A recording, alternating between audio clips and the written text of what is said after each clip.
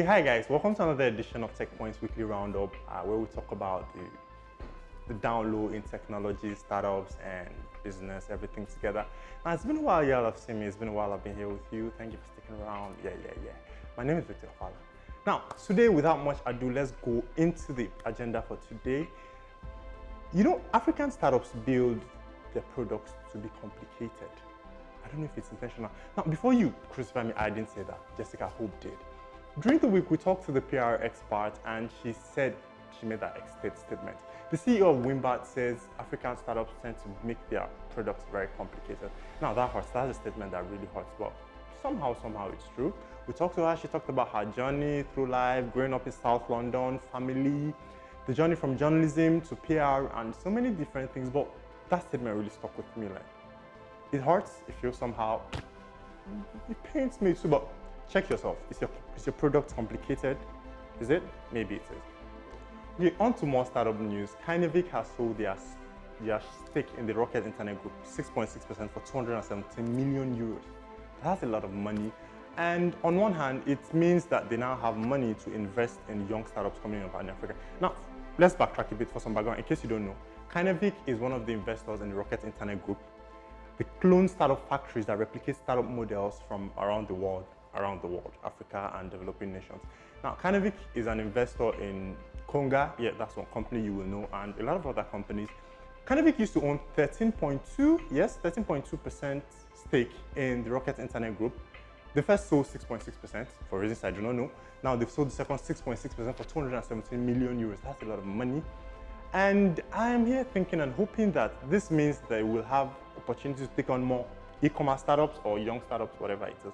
Because the alternative is not really very nice. The alternative is they are tired of Africa and Nigeria. They want to move out, which is not very nice. The budding tech ecosystem needs money, any money they can bring. So Kinnevik, please, on it.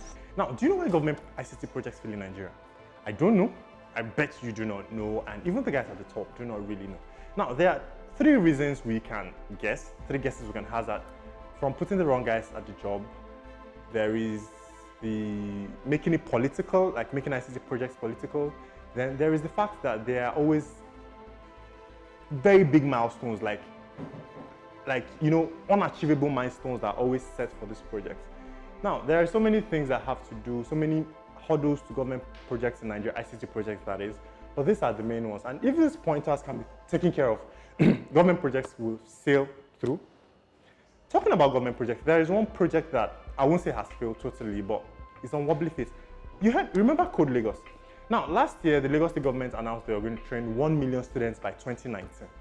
Yes, you heard that. I don't know if you heard that, even if you didn't hear it, but yeah, very good stuff and everything. But 2017, that's this year, that's now. The milestone on the project is wobbly, the timeline is wobbly, and there is not much stuff done.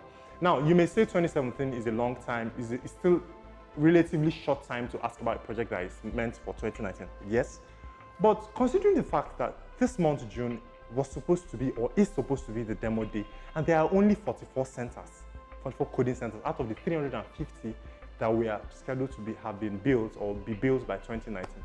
That is a lot. What's up, Lagos? What's up?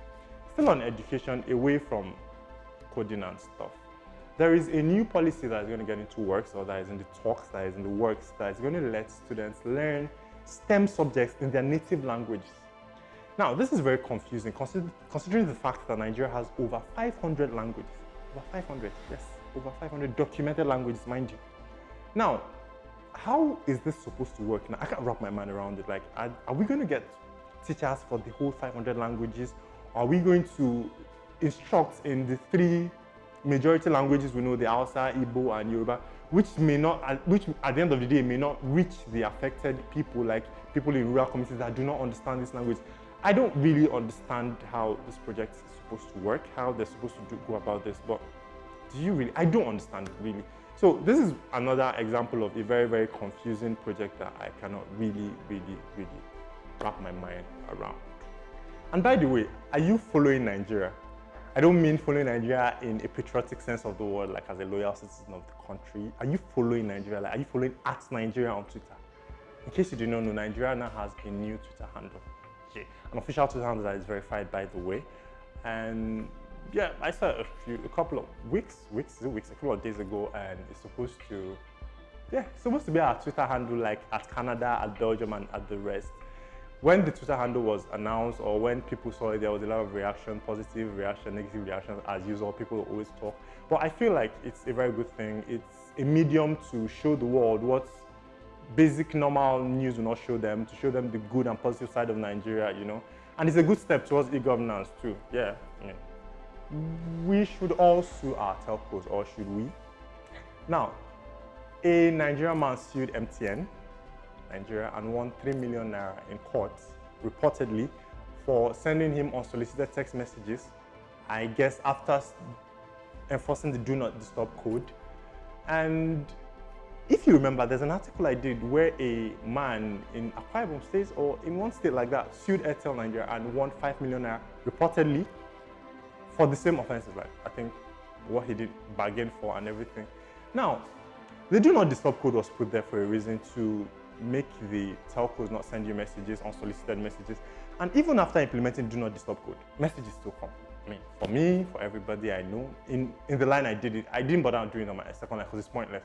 So if they keep doing this, should we all sue these telcos? Because they don't seem to have regard for our rights. Like, they don't care about you. They want to do their business, they want to sell their stuff. So yeah, maybe we should sue them at all. What do you think? A lot of people in Nigeria want to work in telcos because apparently the salary is grand, the pay is cool, I get a lot of cool stuff. But from an angle of telcos, there is an examination that job security generally in Nigeria is a very big problem. Even though there's an article that examined this from the angle of the telcos, like all of them have at one point or the other sacked workers, laid off a lot of staff without any prior announcement or warning, reportedly. We don't know, but that's what we heard. Now, it's not just the telcos now. In Nigeria, generally, job security is a problem.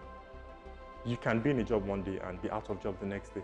There's a lot of labor organizations, the NLCs, the private guys, and we kind of wonder, like, what are these guys doing for the workers? How are they protecting the working man, the 9-to-5er in Nigeria that has to collect salary every month? I mean, you should be in a job and you should have a rest of mind that, okay, my job is secure, I'm going to be here, I have rest of mind till this period. But job security is not proper in Nigeria, it's not the way it should be. So we are calling the government to enact the necessary laws, I don't know, punish the offenders and make us have rest of mind in our job. I don't want to be sacked tomorrow for no reason like that. Now, for the gadget of the week, there is the Techno Joypad 7D that runs on Android 7.0 Nougat straight out of the box. Yeah, big deal, big deal, big deal. The first Techno I've seen that runs on 7.0 out of the box was the Camon CX, but this one runs on 7.0. But for the specs, it has 16 gigabytes internal memory and 1 gig of RAM.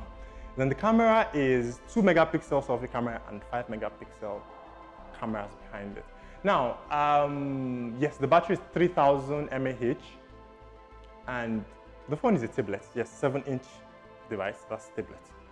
Now, I'm wondering, would you rock this device? Do you think the specs are something you want, or what reservations do you have about a device of the specifications? What do you think about it?